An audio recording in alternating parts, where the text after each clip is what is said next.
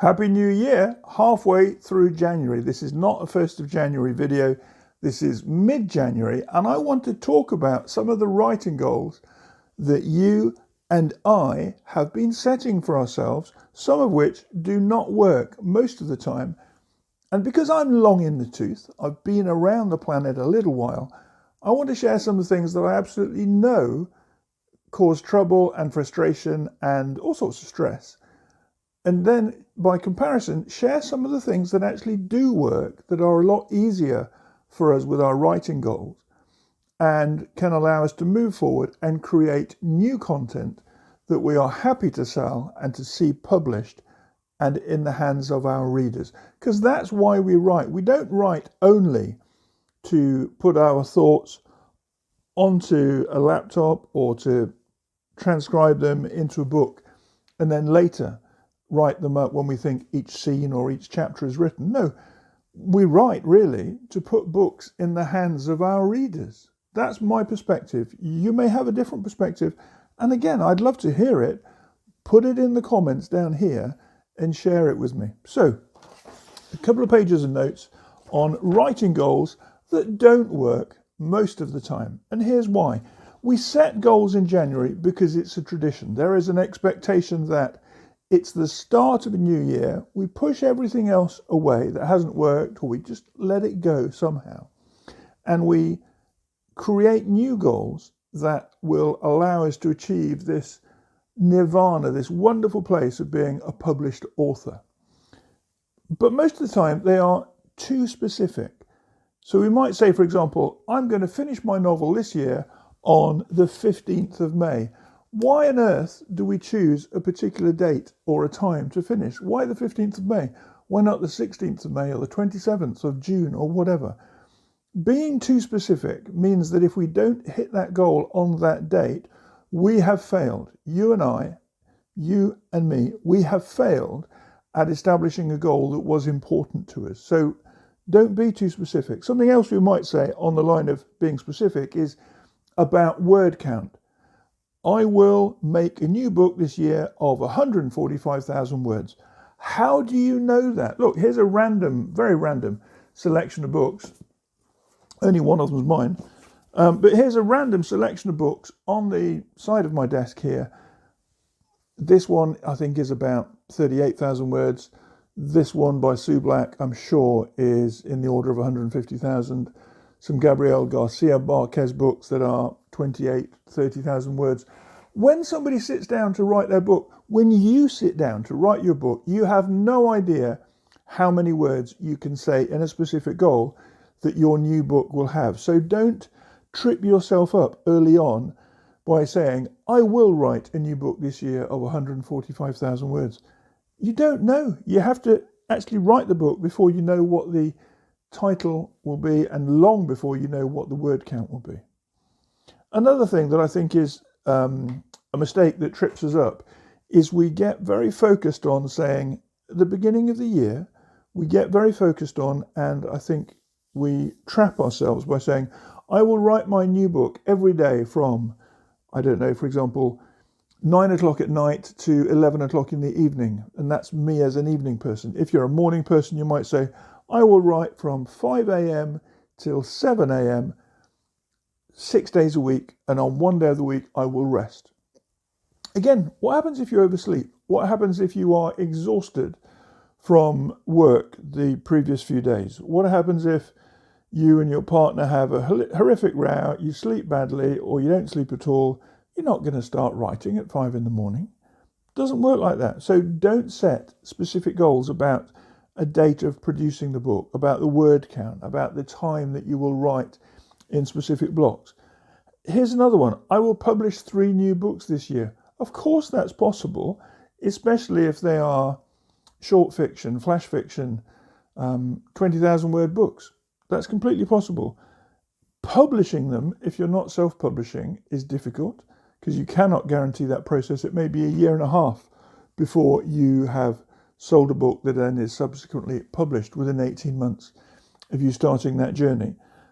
Self-publishing is different, and I think to many extents, and I think to many people, the process of self-publishing is a faster process and a more satisfying process.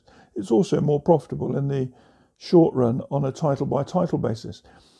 But if you're saying, I'm going to publish 3 books this year, what happens to your quality of life? What happens to your rest, to your natural downtime with friends and family?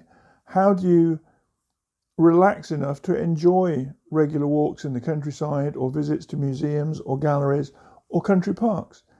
When you put so much pressure on yourself, it can be very difficult.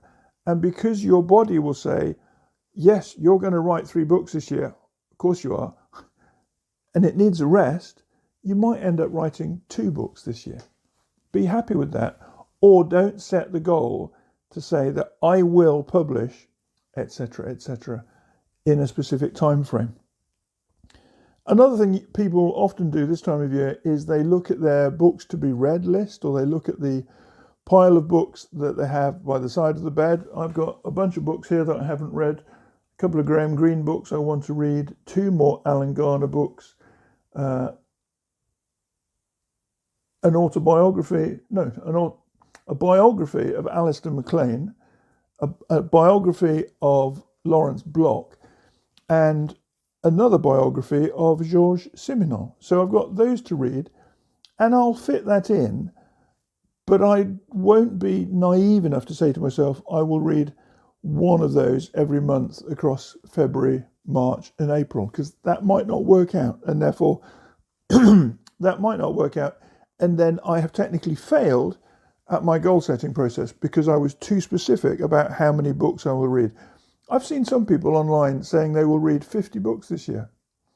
Good for them. If I read 20, I'm pleased with that. That's really good. Here's another one. I will do 100 hours of research before starting my book. Really?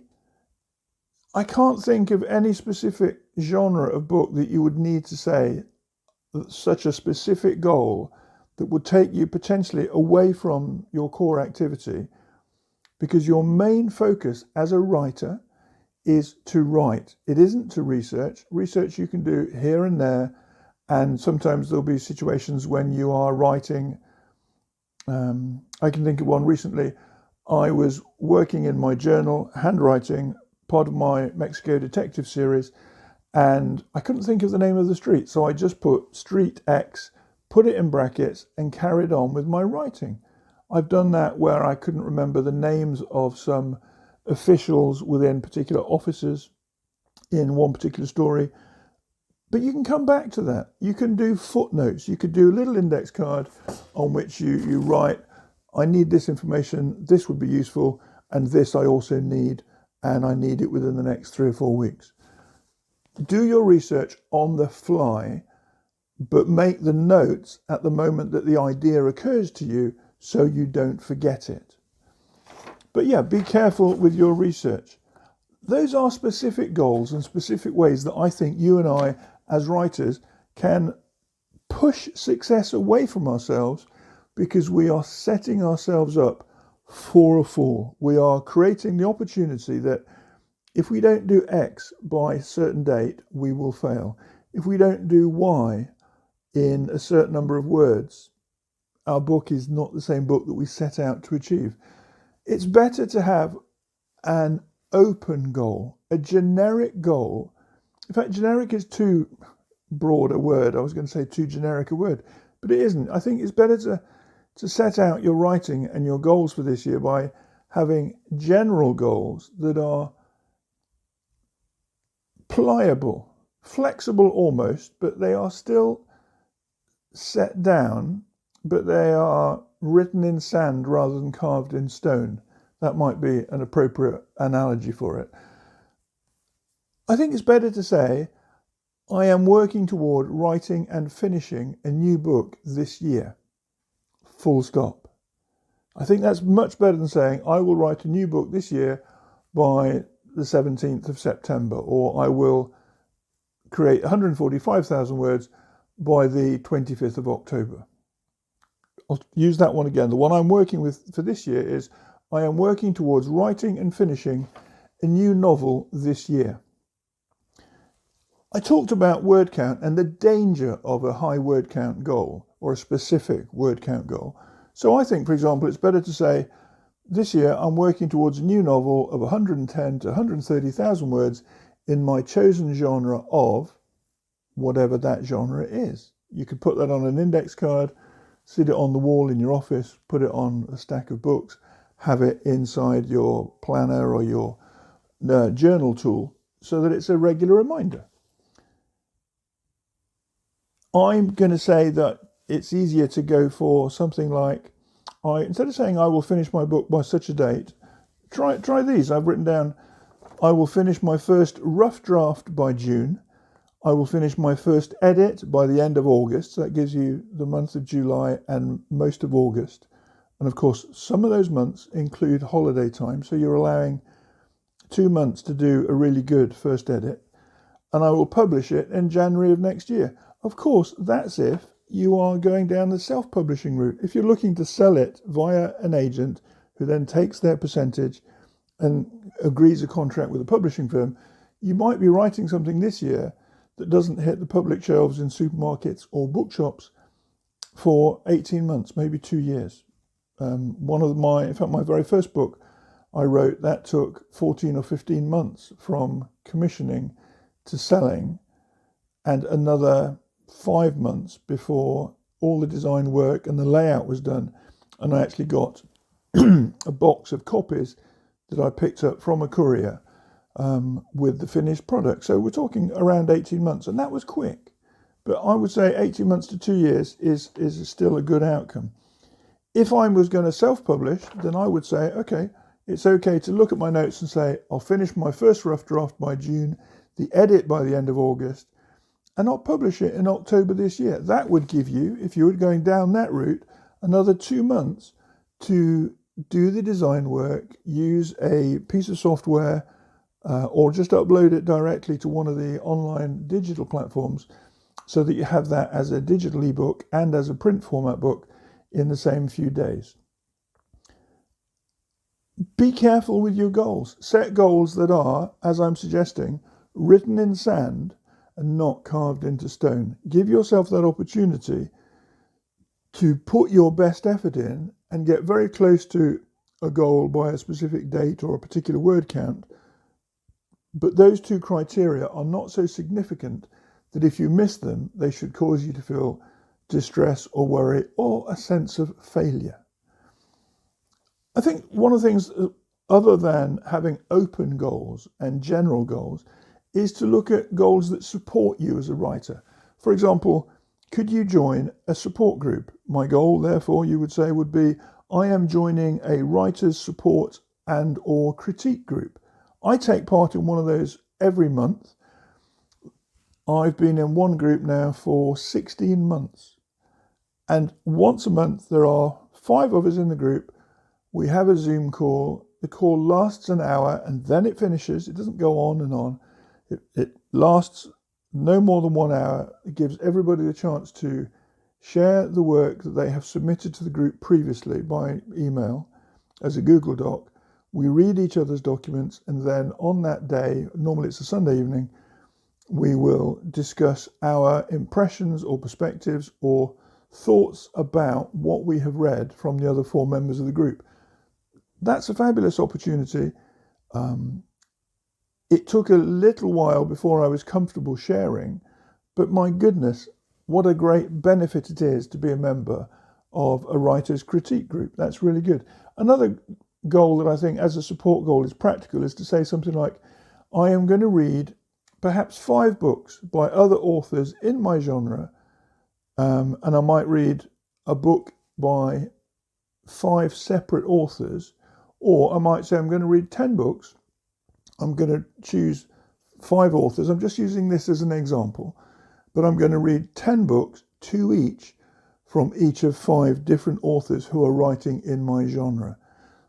Writing is one thing, but the more you read, the more likely you are to pick up ideas, snippets, nuggets of wisdom. For example, I yesterday watched, I think, 4 documentaries, very short things, 15, 20 minutes each one, about the production team who produced the films of the Andrea Camilleri books about Inspector Montalbano.